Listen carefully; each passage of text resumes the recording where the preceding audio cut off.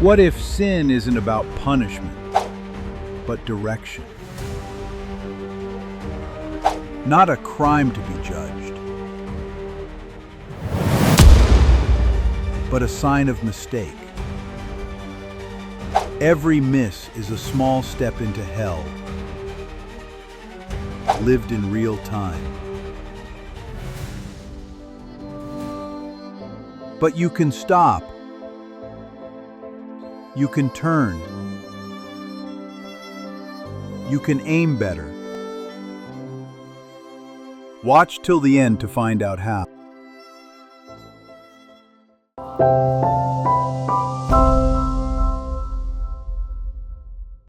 Sin is one of the key reasons many people turn away from God and His church. To many modern minds, the very word sin evokes shame, judgment, and a sense of being watched. People feel uncomfortable with the idea that someone is constantly observing their behavior, waiting to punish any misstep. But what if sin isn't about punishment at all? What if it's more like missing the bullseye in archery, a signal that you're off course, and an invitation to correct your aim? The Bible says, "All have sinned and fall short of the glory of God." Romans 3:23. No one is exempt, but that doesn't mean no one deserves to be saved. Sin is not a crime in the legal sense. It's more like a divine feedback system. Jesus didn't say go and be punished. He said go and sin no more. John 8:11. In other words, aim better next time. Even deeply religious people often fall into the trap of thinking, "I've sinned, I'm not going to heaven, I must run and confess now." Confession is a powerful sacrament, but it should be more than a ritual reset.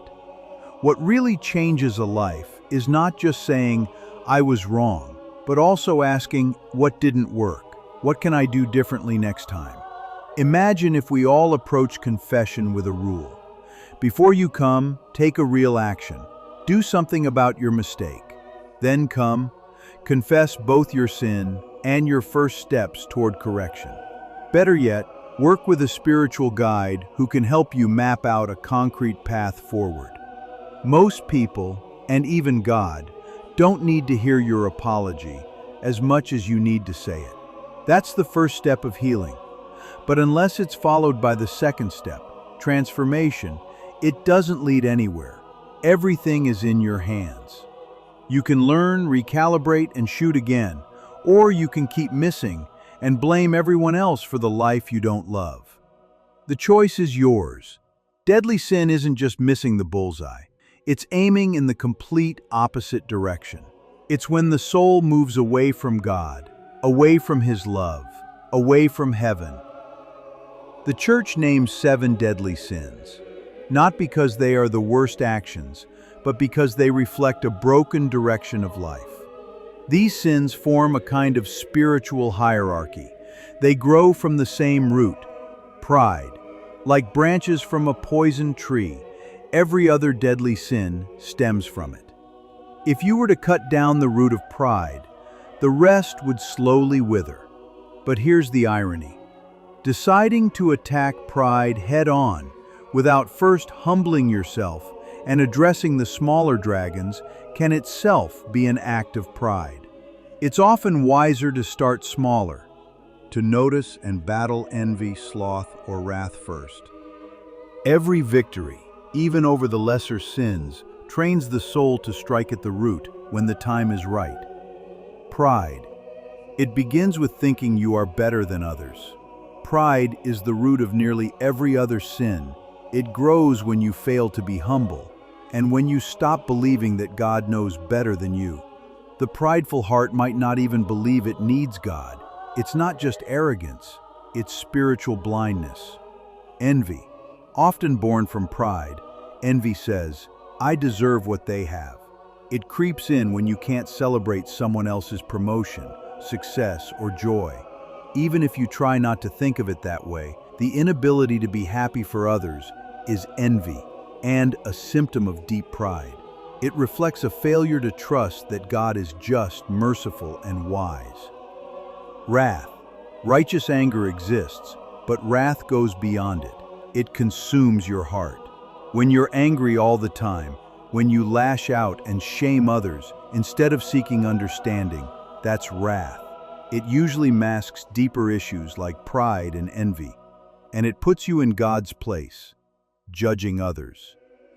Sloth. Everyone needs rest, but when rest becomes your lifestyle and effort becomes your enemy, sloth has taken over. It drains your time, energy, and purpose. You stop moving forward spiritually, which means you start drifting back.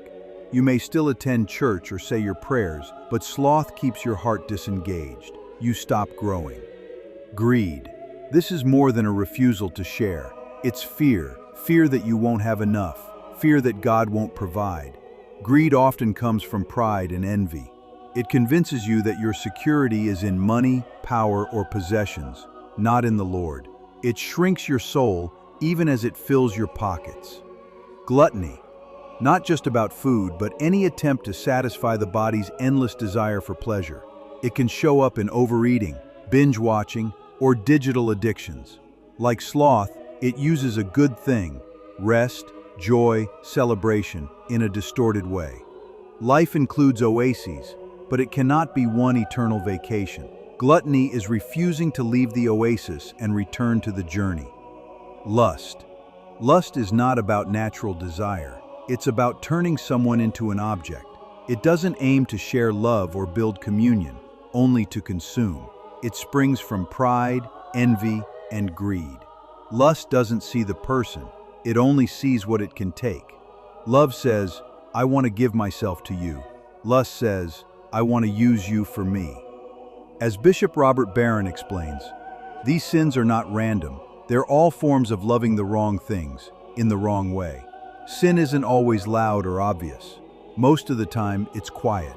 It slips in through hesitation, through compromise, through a moment when you knew what was right, and didn't do it. It's every time you felt the call to rise higher, but chose what was easier. Every time you had the chance to be kind, to be truthful, to be faithful, to be brave, but stayed still. It's every moment you lived beneath the truth you already know. Today, sin is often glamorized in memes and jokes. I'm a hot mess, but aren't we all? This mindset keeps us from growing. If missing the target is always cute, we never learn to aim. But sin isn't funny when it starts to ruin your relationships, drain your purpose, or steal your joy. Owning your failures is the first step to aiming your life back towards something meaningful. Sin is not just breaking a rule, it's betraying your own potential. And here's something even more important. When you avoid sin, you're not doing God a favor. God isn't made stronger by your obedience. He doesn't benefit from your goodness. You do. Choosing not to sin isn't about scoring moral points. It's about staying on the path that leads to your healing, your joy, your calling. The place where everything you truly need, peace, strength, love, purpose, is already waiting for you. And what's there is always more than you imagined. Sin is what keeps us from walking that path. It throws you off course. It keeps your story from unfolding the way it was written. You put other things before God, your career, your image, your comfort, and you feel anxious, unsatisfied, uncertain. You chase status, money, pleasure, but deep down you feel hollow. You speak of love and faith, but your daily life is ruled by noise, distraction, and resentment. You ignore rest. You justify bitterness. You bury the quiet voice calling you higher. You say, I'm fine. I'm doing my best. But you know you're not aiming true. You weren't made to drift. You were made to aim and to hit something real. Sin is every time you turn away from the target. It's choosing to live a smaller life than what you were meant for. And the tragedy is, you may not even realize how close the good path is. You're not being punished when you sin. You're simply missing the very things that were already waiting for you, if only you had stayed on course.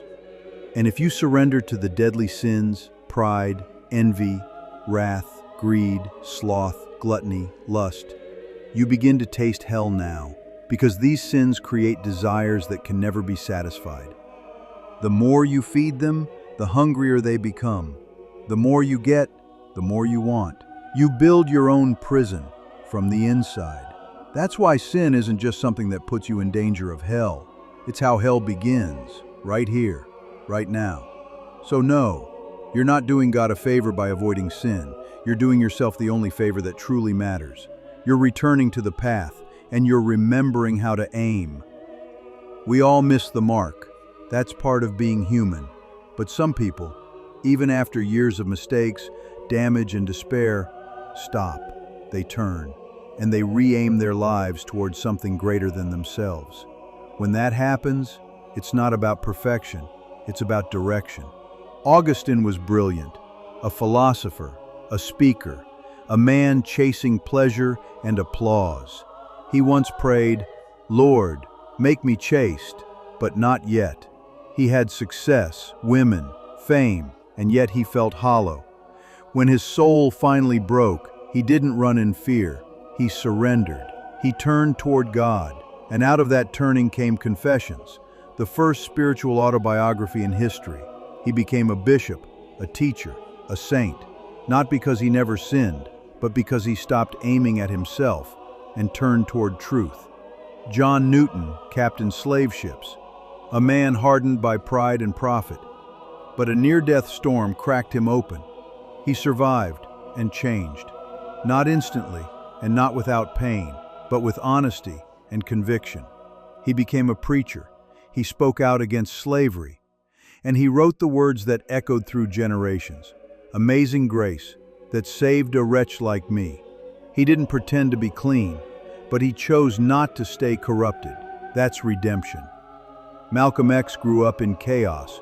He carried pain like a weapon, and it nearly destroyed him. But in prison, something shifted. He read, he thought, he re-aimed. He didn't become a saint, but he became a man of clarity, discipline, and direction. He stopped blaming and started building. André Frossard was an atheist, the son of a French communist. One day he walked into a Catholic church just to wait for a friend. And there, he was struck by something he couldn't explain. He called it a wall of light. Minutes later, he left the church a believer. He went on to write, "God exists. I met him." Jordan Peterson isn't a saint or a priest. He's a man who faced collapse, mental, physical, emotional. The world cheered for him and then forgot him when he fell. But he didn't disappear. He fought. He rose. And even through weakness, he chose to tell the truth, to speak about meaning, about responsibility, to help others aim better, even when he was still bleeding himself. These are not perfect lives. They're redeemed ones, not without scars, but no longer walking in circles.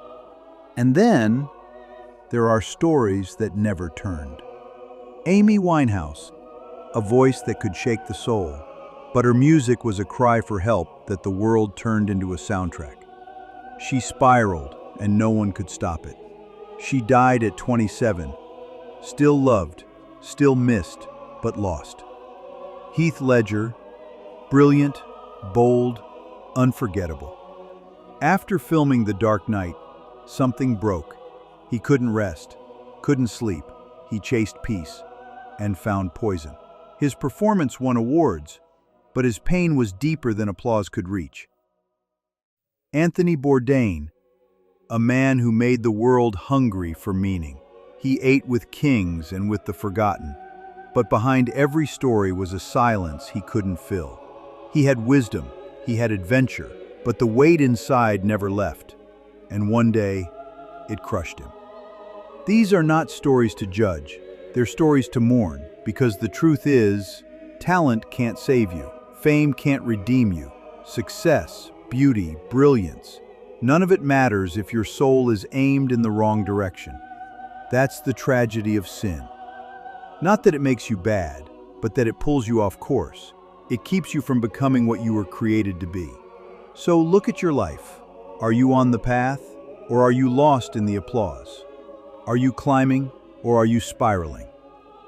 Because in the end, it's not about whether you've fallen, it's whether you've turned.